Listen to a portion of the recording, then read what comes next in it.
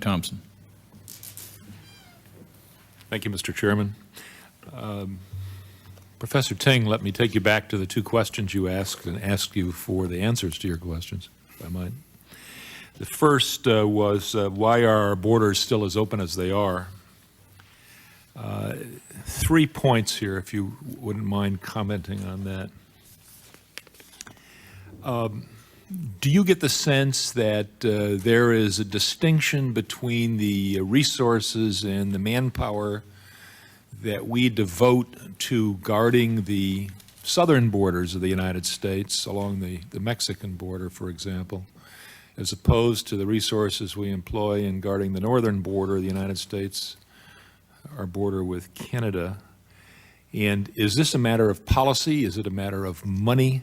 And does this have implications for the ability of terrorists, for example, to cross one border more easily than the other? The second is, do you have the sense that the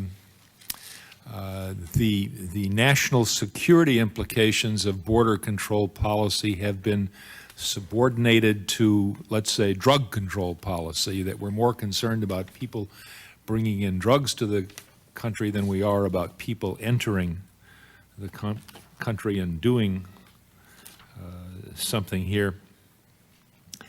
And if so, is that a wrong-headed use of our resources? Well, thank you, Commissioner.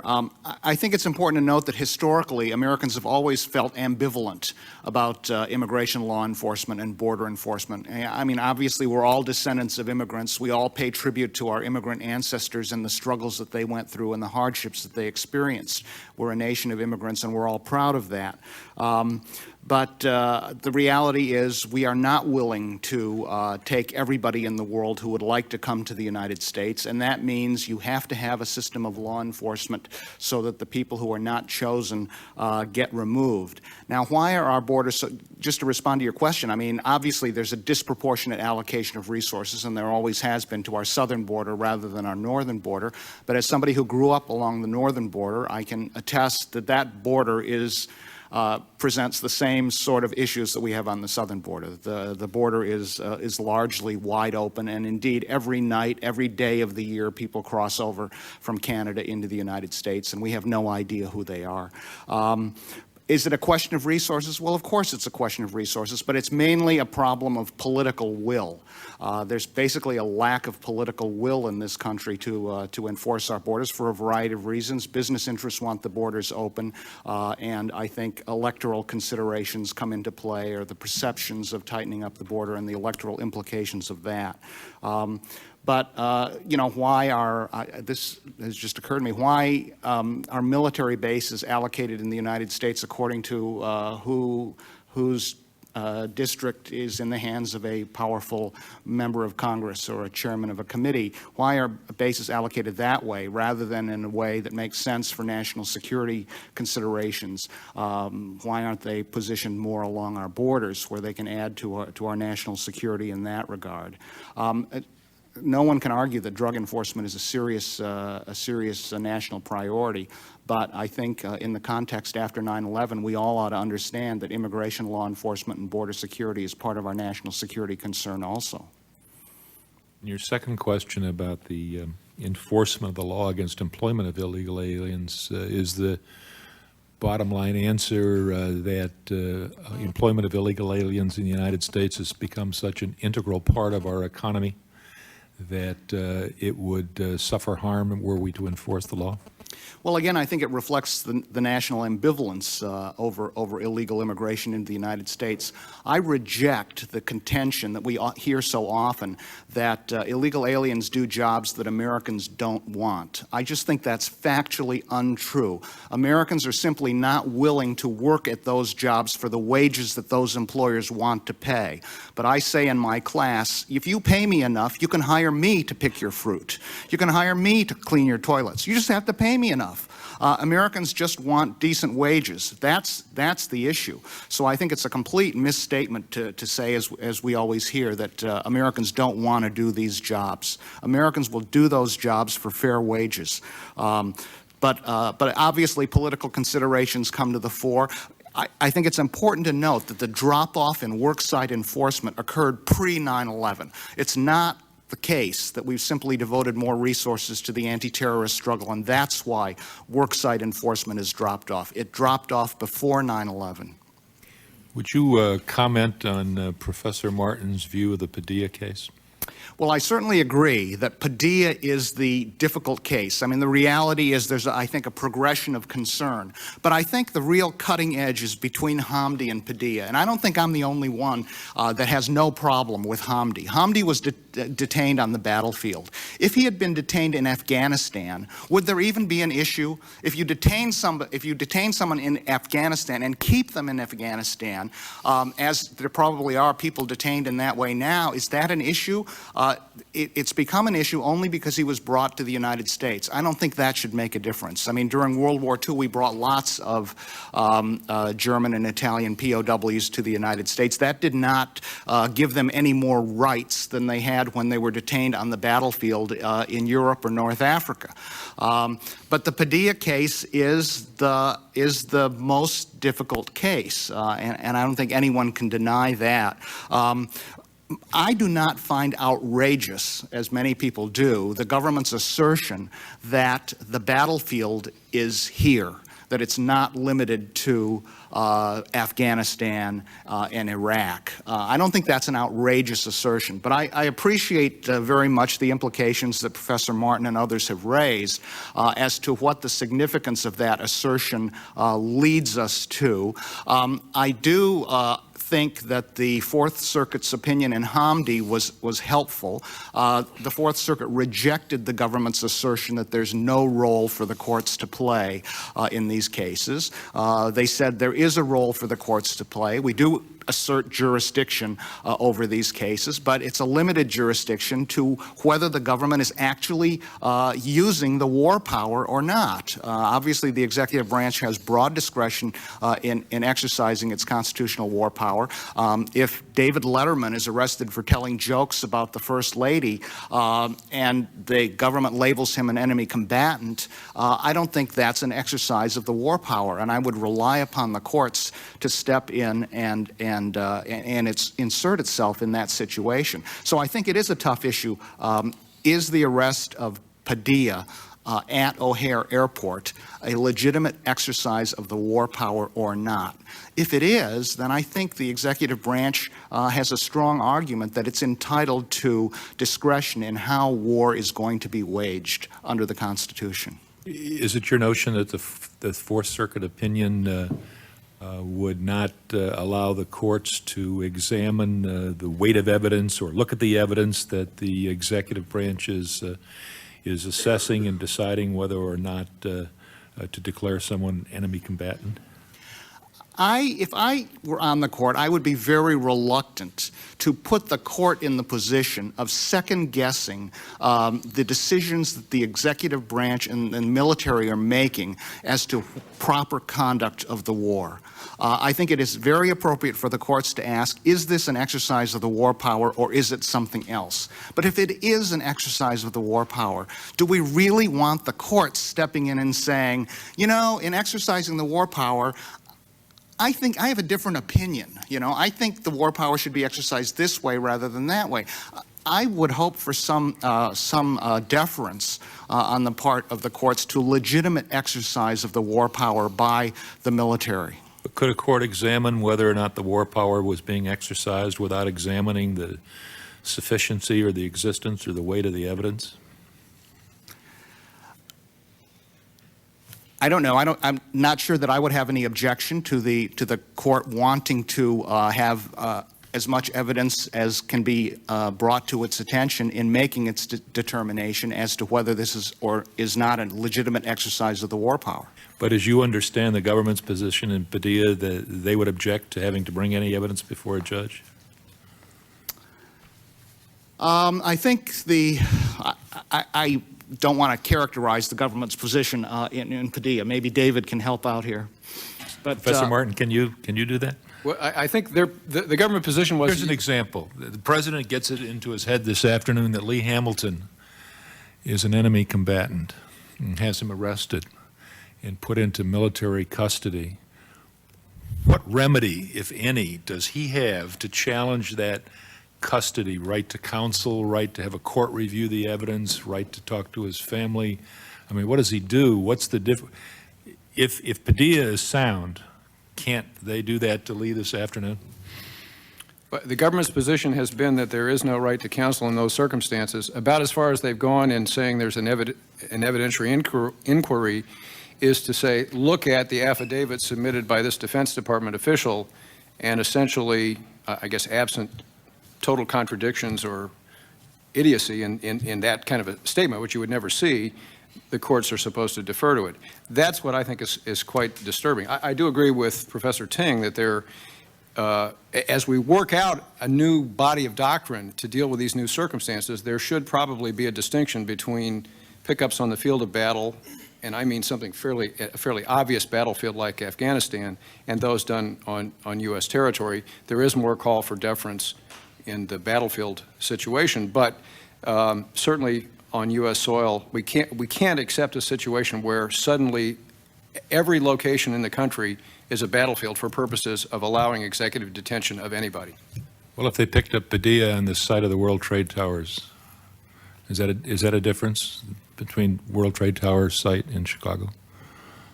I would still suggest, I don't have a completely worked out system for how you define the boundaries of the battlefield, but I would still suggest even in that setting, if it involves a U.S. citizen, there should be an inquiry that goes a bit farther than the Hamdi case allowed, and that is you should allow the individual counsel and allow the individual to be heard in person on the matter, even if the ultimate test that's applied is considerably deferential to the military, to the executive authorities.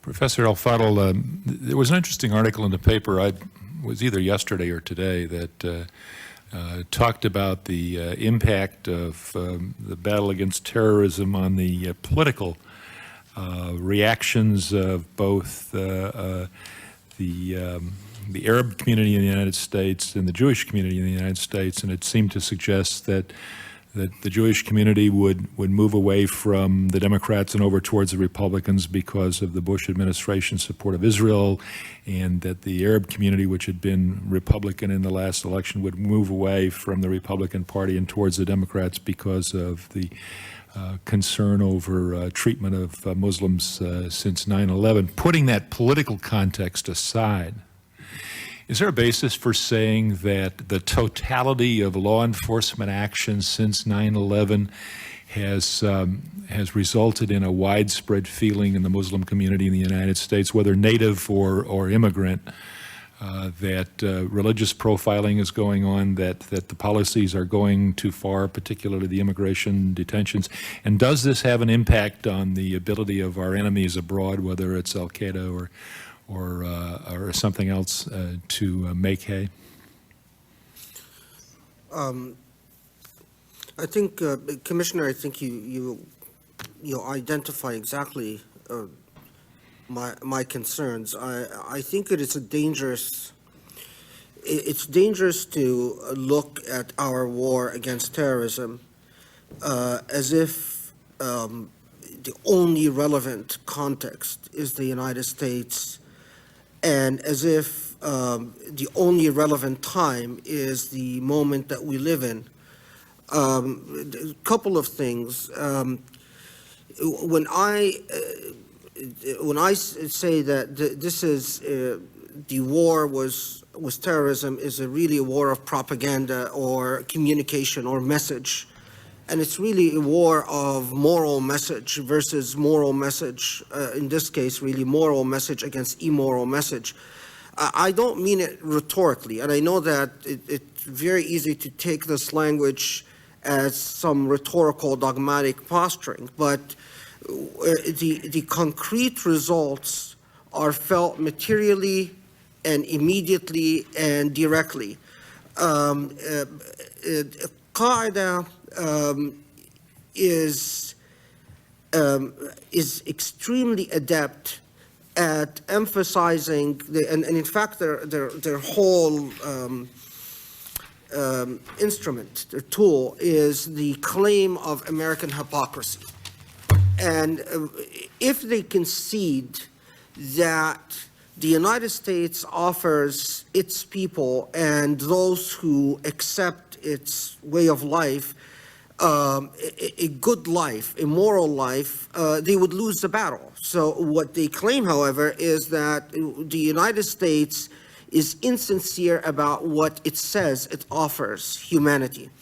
So and I wish this message is emphasized for me every night as I watch the Arabic channels, the various satellite Arabic channels, because I see how, and in fact, I also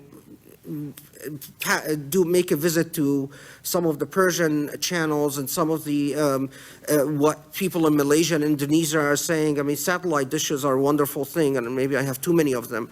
But you see how our actions and our ideology and our practices are translating to the world, and the extent to which the world believes that, listen, when we were challenged, we caved in just like everyone else. I mean, we're not, for all our tough talk, we really, the only difference between us and a dictatorship is that a dictatorship has confronted a lot of violence and broke long before than we did, but we just have been lucky and we have not been confronted with that much violence. But if we would have, we'd have broken a long time ago. The other thing is that I come as an immigrant, as someone who grew up in a dictatorship. This talk about designating enemy combatants and the executive having this type of power, I've got to be honest with you, is sending chills down my spine. Maybe I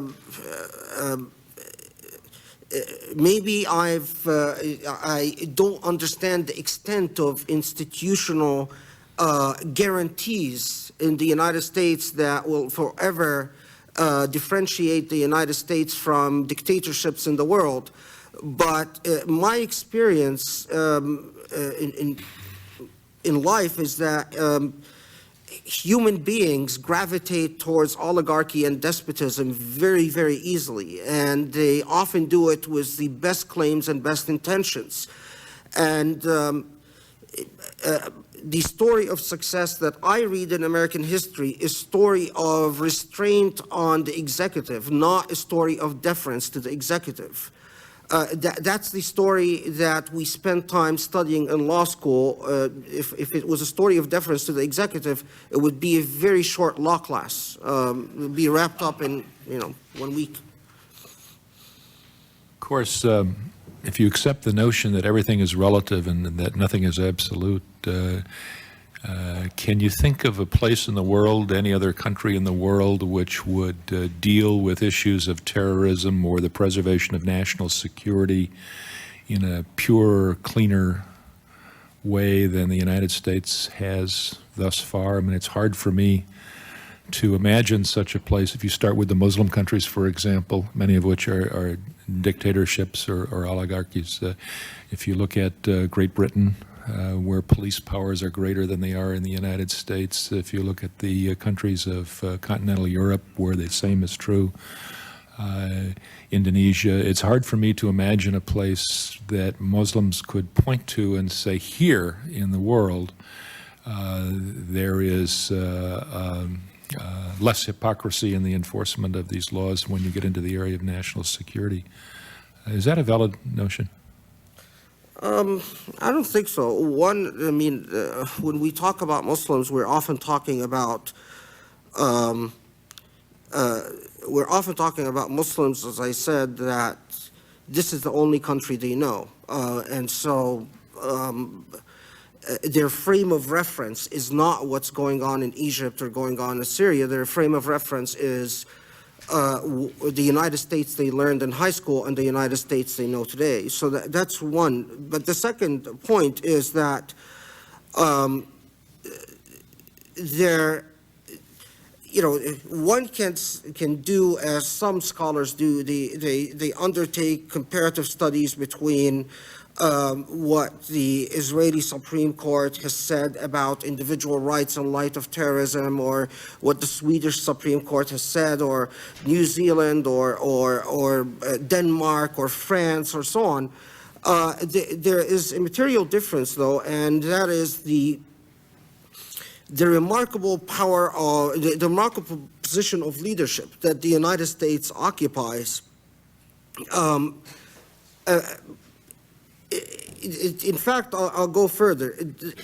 If we assume arguendo that Sweden's, let's say, track record is better than the United States in some aspects, I think that when you take the moral position that a country like Sweden plays compared to the United States, whether their track record is better or worse really is irrelevant. What is relevant is whether when we say that democracy really matters when the going gets tough, is whether we really mean it, or we mean it as long as it involves someone else getting hurt, but not us. Thank you, Mr. Chairman.